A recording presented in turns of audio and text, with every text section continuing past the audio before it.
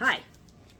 Well, it's another beautiful day, as always, and the leaves are beginning to come out of the trees, which is nice, and that means spring is here, which is always a hopeful thing. And today I would like to talk about you. And we got a couple of questions in the comments section, and I'd like to talk about those first. First question was, why does God allow suffering?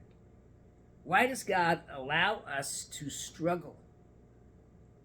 Why does God allow us to always be in an uphill battle against whatever? And the fact is, God doesn't allow that because God had nothing to do with it.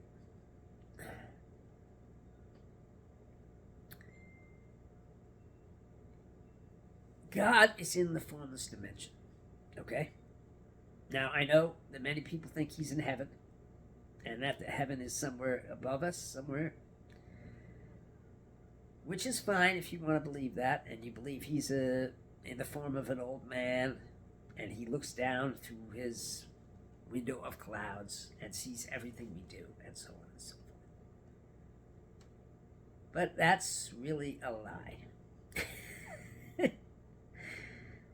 Because the reason that we have religion is a system of control.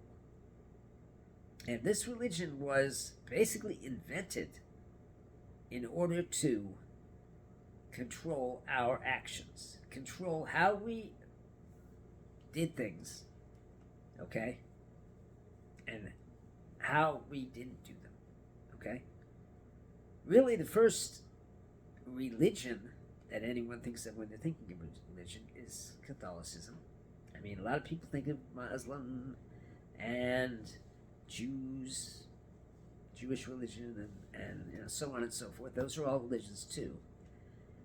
And absolutely, they have their own start from somewhere. But what I do know is that Catholicism started because someone, and that was the Emperor of Rome, wanted to control the masses. And at that time, probably about 100 AD, the Christian religion was beginning to flourish among the masses. And Rome was punishing the Christians. Yeah, that's right. Rome was punishing the Christians and killing them and crucifying them and so on and so forth. Okay? And no matter what they did, and no matter how much they punished them, they couldn't shake the people of their Christianity. And the reason for that was because Jesus Christ, who was really an incredible figure, capable of doing, miracles and so on and so forth. And that figure of Jesus Christ caught the masses' imagination. And that was why the Christian religion at that time, which was just meeting in people's homes and talking about Jesus, was so much a fire in the world. Okay? And that Emperor of Rome was losing it. He was losing his empire because they weren't worshiping the gods anymore. Before the Christian religion, there were gods. Zeus, actually, he wasn't a Roman god. He was a Greek god. Or maybe he was the Roman god. I don't know. But anyway, the point is these gods were basically what the Romans used to control the masses. Okay? And so that's why religion exists, because the Romans realized that they were losing the masses. Because the gods weren't being worshipped. The temples were empty. And so the control had been broken by one man, Jesus Christ. And so what did the emperor do?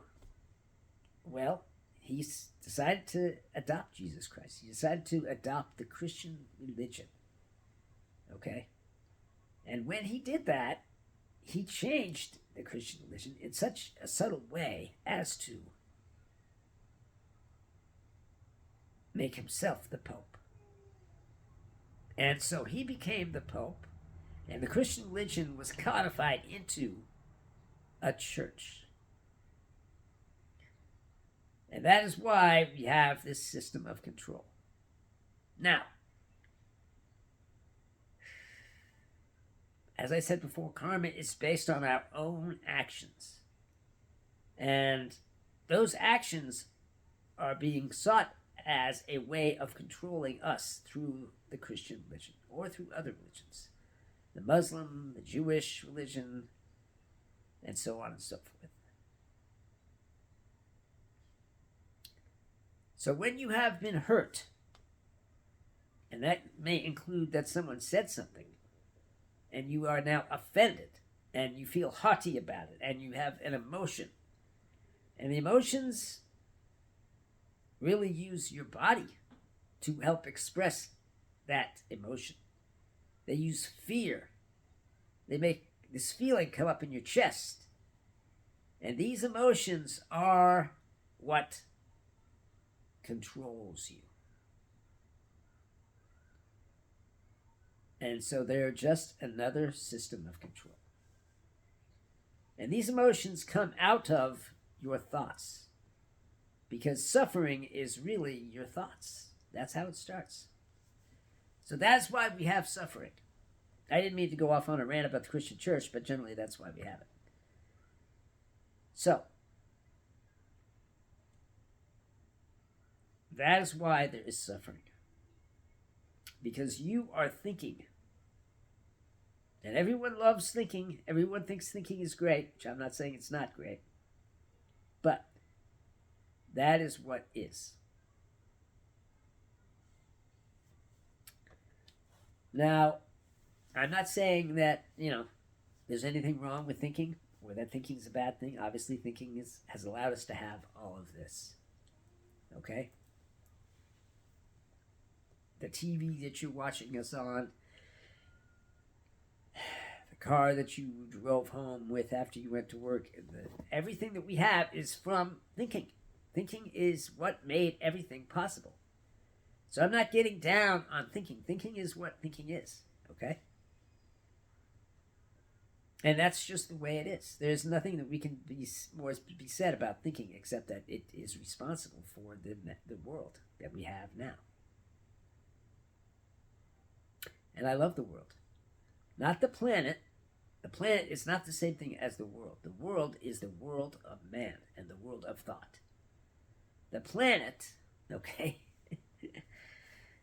is a whole different system, okay, which is about life. Why is the planet here? Because life, that's why. So anyway, that is why there is suffering, because of thought. That is why we have religion, to control thought. And in controlling thought, we try to control actions. And those actions have their own consequences, which is karma. If you come out and your car has been keyed and there's a long scratch on it, you feel upset. You start to feel the onset of an emotion. You feel as if you have been wounded, don't you? And you feel that panic rise in your chest. And you say to yourself, oh my God, why has this happened to me? What did I do to deserve this? And you complain. And that brings on the suffering. That is the nature of the suffering. Now, God has absolutely nothing to do with that. God is not even in this dimension. God is in the formless dimension. And we can talk about Jesus Christ.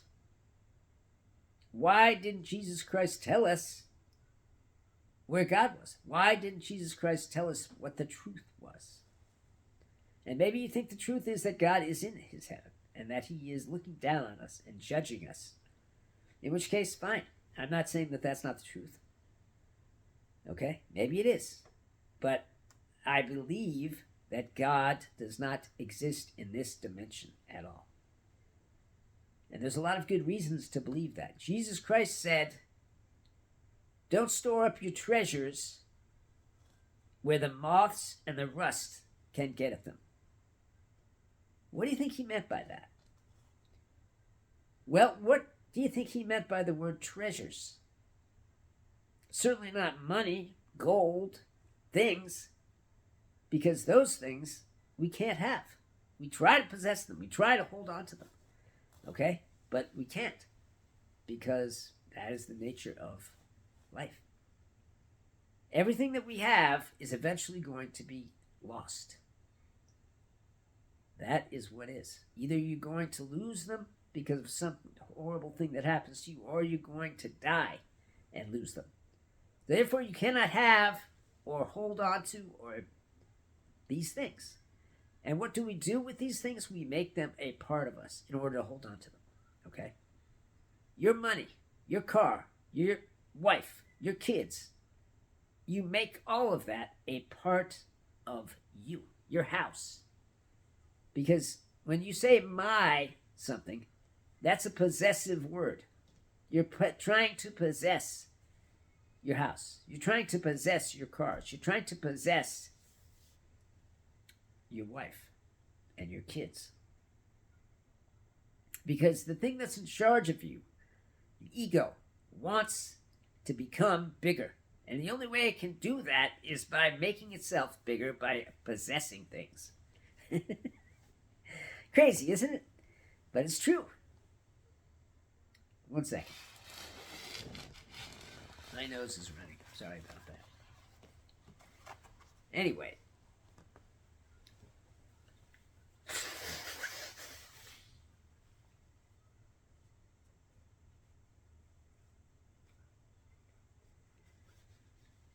So, what did Jesus mean when he said, don't store up your treasures where rust and moths can get to them? The only treasure you have, the only thing that you have, the only thing that you can possess is now. There is nothing else in this world that you can possess that cannot be taken away from you by governments, by time, by circumstance. The only thing that you could possibly have is now. There's nothing else. So that is your treasure. Now. And when you enter the now, you're also entering the formless dimension. And what is in the formless dimension? Nothing. Because it has no forms. Everything in this dimension is formed. Okay? The stars, the galaxies. It's form. And what happens to forms? They rise up, and then they fall away. Just like you and every other person living on this planet will rise up from baby, from a single egg, okay? Will rise up into a man or a woman, and then eventually will fall as an old man or old woman into death. So therefore, there is nothing that you can have except now. And if you let now go by focusing on the future, which doesn't exist, or the past, which doesn't exist, then you lose the treasure. It's gone. Because you were focusing on something that doesn't exist. Everybody tries to get a good job. Everybody tries to go to college and get the background so they can get a good job and earn lots of money, right? And that's what everybody's trying to do, isn't it? At least that's what I think they're trying to do. Okay? But regardless of what everyone is trying to do, none of that stuff matters, because in the end, it's not going to bring you happiness. That's just the way it is. No matter how much you do, No matter what kind of great college you go to and what kind of great experience you get there, and you get a great job afterwards, and so on and so forth, eventually you're going to be unhappy. And you're going to want to try and fill that unhappiness with things, with sex, with drugs, with rock and roll, with gambling. Because you think that that is going to fill the hole of your unhappiness. But you know what the fact is? There's nothing that can fill the hole of your unhappiness except God. Because God left that hole when he sent you down here. Because God made you out of himself.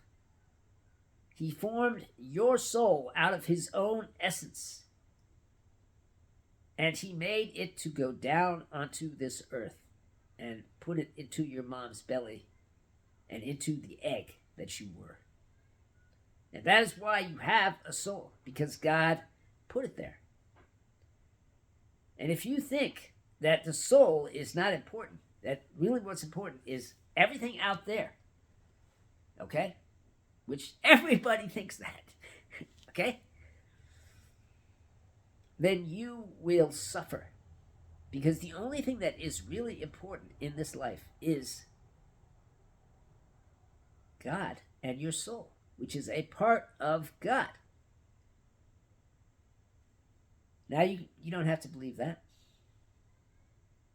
You can say, no, that's not right. My car is very important, and my house, and my job, and so on and so forth. Okay? And by all means, think that. But that will only lead you down the path of suffering. And as Jesus said, a rich man cannot enter the gates of heaven as much as a camel cannot pass through the eye of a needle. What do you think he meant by that? I think he meant that heaven is the sky. And in Jerusalem, the Holy Land, okay, Galilee, all that, is a big desert. And what happens on a desert? Well, all the water gets sucked out of everything, and so there is no clouds in the sky, which means there is no form in the sky. It is formless. So when he referred to heaven, he meant the formless. And the gates are, in my opinion, mean the dimension of formlessness. So he knew, and he told us, but we didn't get it. Why didn't we get it? Because the people in charge took those words, okay, and couched them in such a way as to make them really ununderstandable. Just more of Jesus' words we didn't understand, because we had no real way of understanding what he meant. Because to really understand what Jesus meant, okay, you have to have an understanding of what is. And what is that there is a dimension that is formless. And there is a dimension that is formed. These two things are what is. There is no other dimension besides the formed dimension, which is the one we're living in, and the formless dimension. That's it. As much as the universe is an incredibly huge place, it is full of forms. Galaxies, suns, stars are all forms. They rise up and then they fall away. Even black holes will evaporate eventually, which means it's going to fall away. Everything rises up and falls away. Even trees and even your own thoughts rise up and fall away. And if we fasten upon those thoughts and try to possess them, which we do, then we are going to experience suffering. And Jesus didn't want us to experience suffering. And that is why he said the things he did. And if you go through the Bible with the understanding of the formless dimension and the form dimension, you'll be able to understand what he really meant, which is this dimension, this form dimension, is meaningless. There is nothing here for us because it is all just forms that rise up and fall away. Just like you were one time a microscopic egg, and you grew into a baby, and then that baby grew into a man or woman, and that man or woman grew and aged until it was an old man or woman, and then it fell away. Just like all forms fall away. And that is something we all have to face and accept, because otherwise we will suffer over it. I know all of this I'm saying is probably feels like bad news, doesn't it? Well, some of it is bad news. But you know what? There is some good news too, and that is that you are able to have a direct connection with the formless dimension, and that direct connection is in the now. The only thing you could possibly have, the only thing that you could possibly possess is the now. You cannot possess things because those can be taken away from you. Yes, for a while you can possess them. For a while you can have a house or a car or a wife or kids. But eventually all that stuff will fall away. And you will be left with nothing. Ask any homeless person how they got that way, and they'll tell you a story. Anyway, you can have joy. You can have love. You can have all of the things that are good. And where do those things come from? God. And where is God? In the formless dimension. And how do we get to the formless dimension? By entering the now. And how do we do that? By stop thinking. I know it's hard. It's very difficult to stop thinking. Okay? I get that. But every thought occurs in its own space. And there are spaces between the thoughts. Thoughts don't run on into each other, do they? No. And if you just take the space between one thought and another and try to make it a little bit bigger by pouring a little bit of your awareness into the thought space, okay? You have an incredible thing, and that is awareness, consciousness. Now you can either spend that consciousness on thoughts and the world and all of the things in the world, and you do spend it on that. But you can take a small amount of that awareness, small amount of that consciousness, and spend it on thoughtlessness. That's all. And we can do that by entering the body, breathing, entering the chi, which I have taught you how to do on this channel.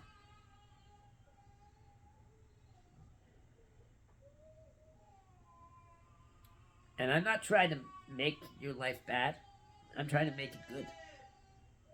And the only way that it can be made good is for you to accept that all these things in the world aren't going to make you happy.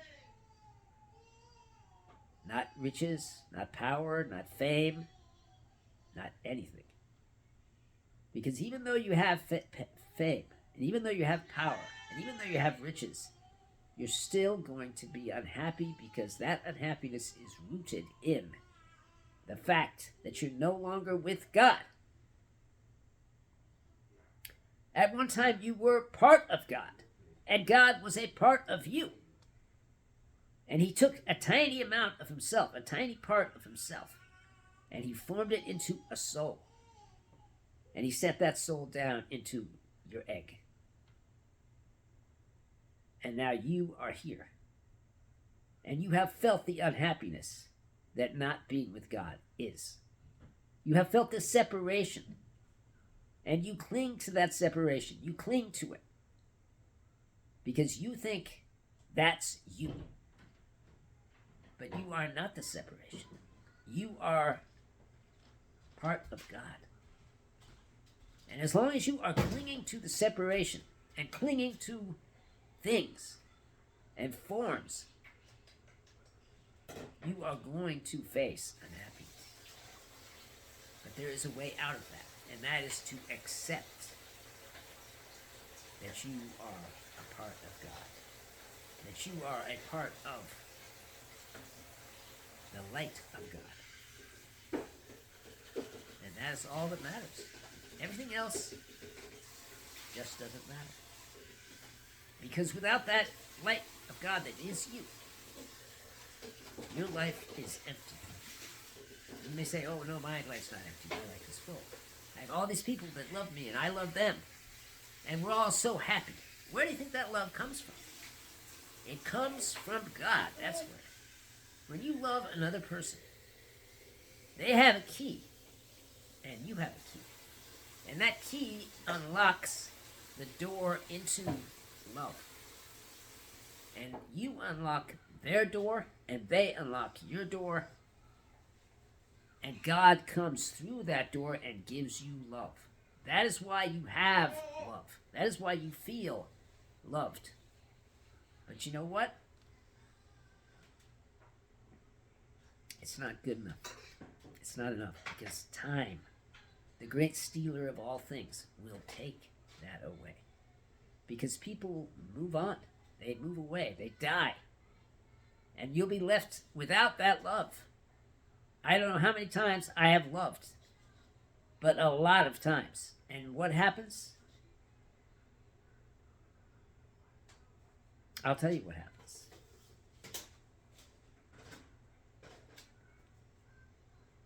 It's not enough. You start to blame. That's what you do. You start to blame. You say, oh, he brushes his teeth funny and annoys me. Or, oh, he eats funny and it annoys me. Or, oh, the way he watches TV. Or, oh, the way he watches his football game and doesn't pay attention to me. And that love starts to die because he no longer has the key. Because that's what happens. And when he cannot open your love door, when he cannot open the door into the formless dimension, then you want him gone or her gone. Right? And that's true of your mom and your dad. Because eventually you leave your mom, you leave your dad. You say, bye mom, bye dad. And you go off and you live your life. And that's the truth of every other person in the world that you have loved. Eventually the love fades, because that is the nature of the isness. But there's one love that does not fade, and that is the love that comes directly from God. And that love cannot fade, because it is coming from the source of all love. A lot of people say that God loves you. What part of you do you think he loves? This body? I'm sure you have a beautiful body that is worthy of love. But do you think that's what God loves about you? He loves your soul. He loves the part of you that is him. And as long as you think that love is coming from somewhere else, it is going to end. It is going to fall apart. And you will start to blame. And the blame game will turn your love into nothingness. I'm not trying to make you do anything. I'm not trying to make you believe anything. I'm just trying to tell you what is. And what is that you are a soul. You are not a human being. Yes, you have a human being's body. Yes, you have a human being's person and personality. Yes, those things are part of you. But that is not who you truly are. Who you truly are is a soul. That is who you truly are. And until you can accept that, until you can realize and recognize who you truly are, you are going to suffer.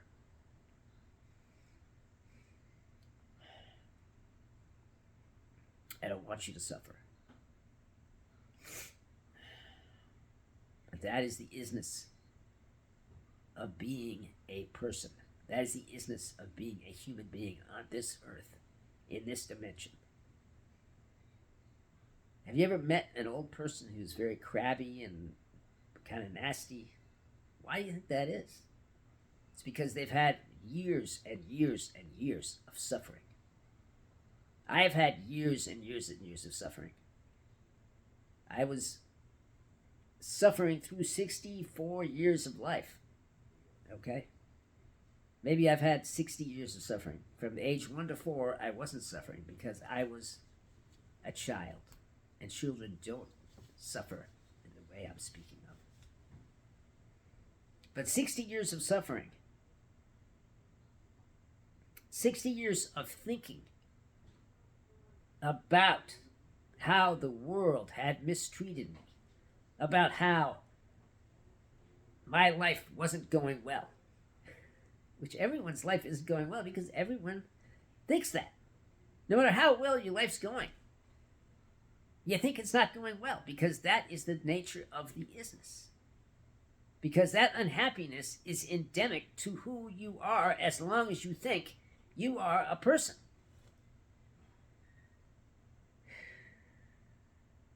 Well, I guess I should stop now. I love you all. Because you are all souls. And I am a soul. And I know that I am a soul. And I know that you are souls. And I love the souls. Because I love God. And God is in me. And I can reach God through the formless dimension, which is available through the now. The now, the most precious thing we have, the only thing we have, which most people just don't even care about. They use this moment as a stepping stone to the next. And they miss what's really important. I don't want that to be you. So please, accept what is. And accept that you are a soul.